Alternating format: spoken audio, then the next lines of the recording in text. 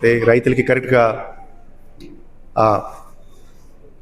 ఏమేం పంట ఉన్నాయి కొనగలేకపోతే రైతులు కొన్ని సందర్భాల్లో ప్రాబ్లం ఫేస్ చేస్తారు. అటువంటి ప్రాబ్లమ్స్ వస్తే ప్రభుత్వం ఏం చేస్తుంది, ప్రభుత్వం రైతుల గురించి ఆలోచన చేస్తుందా లేదా, ప్రభుత్వంలో ఉన్న షీర్స్ అధికారి మినిస్టర్లు వాళ్ళు మాట్లాడతారా లేదా, వాళ్ళు ఏం ఆదేశం ఇస్తారు, ఒక్కసారి 2 సంవత్సరం మనం కొద్దిగా ఆలోచన చేయగలిగితే నేను మామిడి తర్వాత మిగతా క్రాప్స్ కూడా పంట గురించి కూడా మాట్లాడతాను.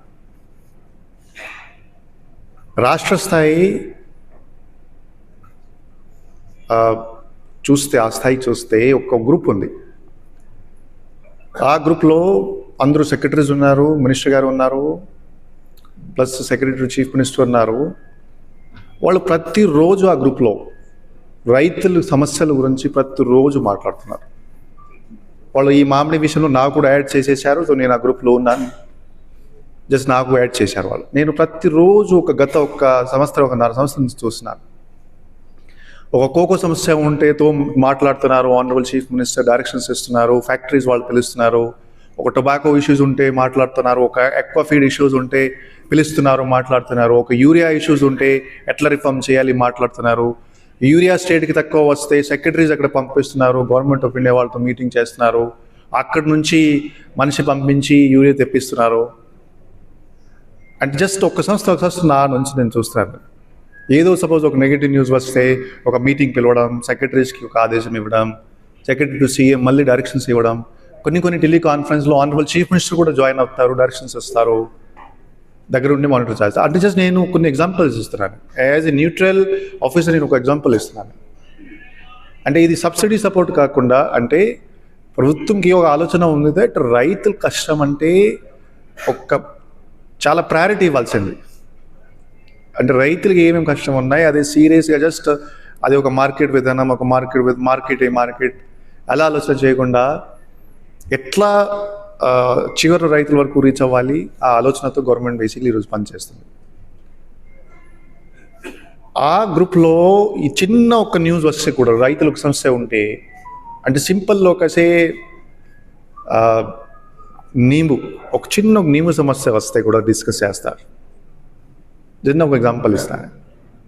డిస్కస్ చేస్తారు, మనిషి పంపిస్తారు, అక్కడ నుంచి రిపోర్ట్ తెప్పిస్తారు, ఏం జరుగుతుంది, ఎలా జరుగుతుంది, ఏమైనా సాయం చేసుకోవచ్చు. ఇప్పుడు సపోజ్ ఈ అన్నదాత సుఖీభవ గురించి మాట్లాడితే కేంద్ర ప్రభుత్వం నుంచి ఒక 7,000 వరకు 6,000 వరకు బేసిక్లీ సాయం ఉంటుంది. రాష్ట్ర ప్రభుత్వం ప్రతి రైతులకి 14,000 రూపాయలు ఇస్తుంది. నేను ఇంకొక ఎగ్జాంపుల్ షేర్ చేస్తాను. ట్రైబల్స్ గిరిజనుల కోసం యాక్చువల్గా ROF పట్టా ఉంటుంది, వాళ్ళకి PM కిసాన్ రాదు. గిరిజన్కి మొత్తం స్టేట్ గవర్నమెంట్ ఇప్పుడు ఈ చిత్తూరు చూస్తే 14,000, కానీ అక్కడ వాళ్ళు 20,000, మొత్తం 20,000 రూపాయలు రాష్ట్ర ప్రభుత్వం ఇస్తుంది. అంటే కేంద్రం నుంచి సబ్సిడీ లేకపోతే కూడా 20,000 డైరెక్ట్గా ఇస్తుంది. అటువంటి సబ్సిడీ సపోర్ట్ ఏమి గవర్నమెంట్ ఇవ్వట్లేదు. ఇప్పుడు సుమారుగా ఈ విడత చూస్తే 288 కోట్ల రూపాయలు డైరెక్ట్గా చిత్తూరు జిల్లాకి రాష్ట్ర ప్రభుత్వం నుంచి వస్తుంది, 102 కోట్ల రూపాయలు కేంద్ర ప్రభుత్వం నుంచి వస్తుంది, ఆల్మోస్ట్ 390 కోట్ల రూపాయలు వస్తుంది. ఇంకా కాకుండా మీరు ప్యాడీ ప్రొక్యూర్మెంట్ చూస్తే గోదావరి జిల్లా చూస్తే ఆల్మోస్ట్ ప్రతి ఒక్క రబీ ఒక ఖరీఫ్కి 5,000 కోట్ల రూపాయలు ఖర్చు.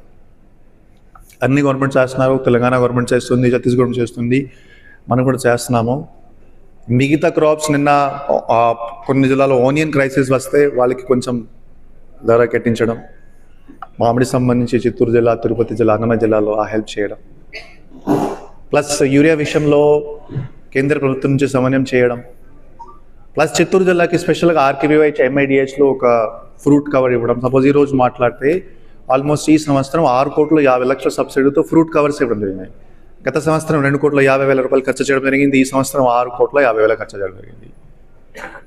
తర్వాత మైక్రో ఇరిగేషన్ మాట్లాడితే,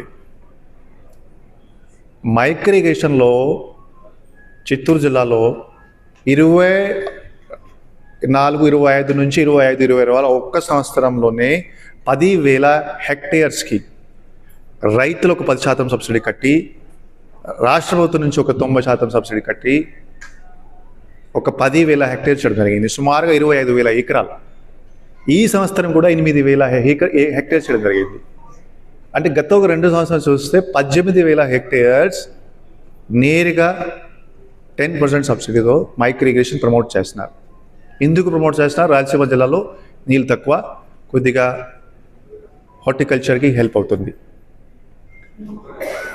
ఇంకా కొన్ని గ్యాప్స్ ఉన్నాయి, ఇంకా కొద్దిగా సాయం చేయాలి, ఇంకా కోల్డ్ స్టోరేజ్ కట్టాలి, ఇంకా కొన్ని రూరల్స్ ఏరియాలో మార్కెట్ యార్డ్లో ఫెసిలిటీస్ పెంచాలి, ఇంకా ఫ్యాక్టరీస్ రావాలి, ఇంకా నేరుగా ట్రేడర్స్ లేకుండా డైరెక్ట్గా అమ్మడానికి కోసం ప్రయత్నం చేయాలి. ఇంకా ఆ సమస్యలు ఉన్నాయి. ఆ సమస్య జటిల సమస్య, ఒక రోజు సాల్వ్ కాదు. సో కానీ ప్రభుత్వం నుంచి సింపుల్ మెసేజ్ అంటే రైతుల ఇష్యూస్ కోసం అధికారులు సరిగా పనిచేయాలి, సరిగా రెస్పాన్స్ ఇవ్వాలి. రైతుల ఇష్యూ ఎవరు ఇగ్నోర్ చేయకూడదు. ఇప్పుడు 1 లక్షల నోషనల్ ఖాతా గురించి మాట్లాడారు. ఖచ్చితంగా స్టేట్ గవర్నమెంట్కి డైరెక్ట్గా ప్రపోజల్ పంపించి ఒక్కసారి ఎంత జిల్లాలో ఏమేమి ఉన్నాయి మొత్తం ఒక్కసారి బ్యాక్ ఎండ్ నుంచి తీసేస్తే సమస్య రిజాల్వ్ అవుతుంది. అదే ఒక ఆలోచన ఇప్పుడు చేస్తాము. ఒక మెసేజ్ రేజ్ చేశారు నోషనల్ ఖాతా సంబంధించి. 1 lakh ఖాతా ఉన్నాయి, 2 లక్షల ఖాతా ఉన్నాయి.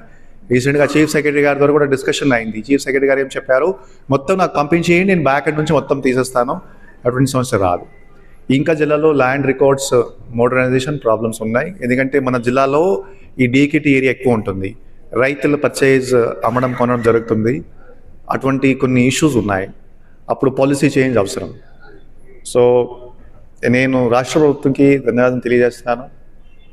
గత సంవత్సరం 150 కోట్లు, ఈ సంవత్సరం కూడా ఆల్మోస్ట్ 150 కోట్లు ప్లస్ ఆర్కివివై ఎంఐడిఎస్ చూస్తే 2 స్కీమ్స్ స్టేట్లోనే చిత్తూరు జిల్లాకి వాళ్ళు ఎక్కువ ప్రయారిటీ ఇస్తారు. ప్రతి సంవత్సరం 20 కోట్ల రూపాయలు ఓన్లీ క్యాపిటల్ కోసం. క్యాపిటల్ అంటే ఒక చెరువు, ఒక పక్క చెరువు కోసం, ఒక షెడ్ కోసం, రైతులకి కూరగాయల కోసం అంతా చేస్తారు. సో ఈ మైక్రో ఇరిగేషన్లో వాళ్ళు సపోర్ట్ చేస్తున్నారు. అంటే నేను ఏం కన్క్లూడ్ చేస్తాను యాజ్ ఎ న్యూట్రల్ వ్యక్తి, వాళ్ళ కెపాసిటీ బట్టి వాళ్ళు ట్రై చేస్తున్నారు. కెపాసిటీ బట్టి ఎంత పాసిబిలిటీ ఉంటే, ఒక సర్కమ్స్టాన్స్ చూస్తే, ప్రాబ్లం చూస్తే, కెపాసిటీ బట్టి వాళ్ళు ట్రై చేస్తున్నారు. సో ఈ సందర్భంగా నేను రాష్ట్ర శాఖ మంత్రి వర్యులు as well as entire team of secretaries మరియు సెక్రటరీ టు చీఫ్ మినిస్టర్ గారు, వాళ్ళు మన చీఫ్ మినిస్టర్ గారికి, డిప్యూటీ చీఫ్ మినిస్టర్ గారికి అందరికీ నేను ధన్యవాదాలు తెలియజేస్తున్నాను. ఎందుకంటే వాళ్ళు రైతుల ఇష్యూ ప్రతిరోజు రివ్యూ చేస్తున్నారు. నిన్న 3 రోజు ఒక్కసారి మీటింగ్ చూసుకోండి. వాళ్ళ చీఫ్ మినిస్టర్స్ ఎవరెవరితో మీటింగ్ చేశారు, ఒకసారి మీటింగ్ చేసుకోండి. ఒకవైపు టబాకో ఫార్మర్స్ ఉంటారు, ఒకవైపు కోకో కంపెనీస్ ఉంటాయి, ఒకవైపు ఎక్కువ ఫీడ్స్ కంపెనీ ఉంటాయి. ఎందుకంటే ప్రతి ఏరియా నుంచి ఎప్పుడైనా రైతులు ఇష్యూ చేస్తే వాళ్ళు రెస్పాండ్ అవుతారు. వాళ్ళు ఖాళీగా ఏం కూర్చోట్లేదు, ఎవరు ఖాళీగా వేసి కూర్చోట్లేదు. సో ఈ సందర్భంగా మరి ఒకసారి నేను ధన్యవాదాలు తెలియజేస్తున్నాను. ఇంకా పని ఉంది, ఇంకా చేయాలి. కానీ రాష్ట్ర ప్రభుత్వం ఏదో రకంగా ఎలా సపోర్ట్ చేయాలి, వాళ్ళు సపోర్ట్ ఇస్తున్నారు. ఖచ్చితంగా రైతులకి ఇంకా బాగా ఉంటుంది, అది నేను కోరుతున్నాను. Thank you very much.